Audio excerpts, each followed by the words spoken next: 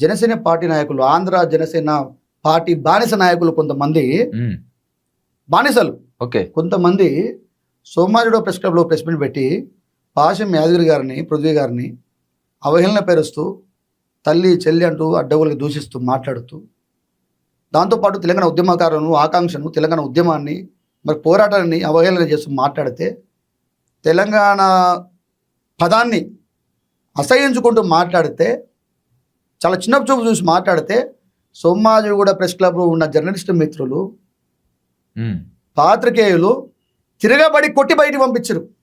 ఇది ఆత్మగౌరవం అంటే.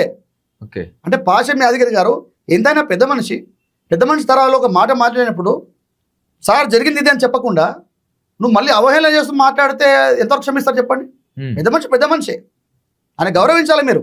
అవును, మాట్లాడేది తప్ప ఒప్ప మీరు కనీసం గుర్తించాలి, కూర్చొని మాట్లాడుకోవాలి కదా. అట్లా చేయకుండా బిడ్డ నువ్వు బయట నుంచి వచ్చినవి మా తెలంగాణ గడ్డ మీద సోమాజిగూడ ప్రెస్ క్లబ్లో ప్రెస్ మీట్ పెట్టి మా తెలంగాణ పాత్రికేయుల ముందు మాట్లాడితే మా వాళ్ళకి మండదా? ఉరికించుకుంటారు కానీ నువ్వు మళ్ళీ వస్తావా నువ్వు ప్రెస్ క్లబ్కు? రా, నువ్వు ఎప్పుడు వస్తావు, నేను కూడా వస్తా, మాట్లాడదాం.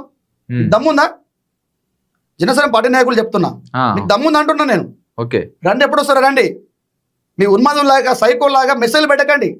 నీకు దమ్ముందా? రా, నువ్వు ఎప్పుడు వస్తావు చెప్పి నేను వస్తా. ఒక్కనే వస్తా, 100 మంది తెచ్చుకో.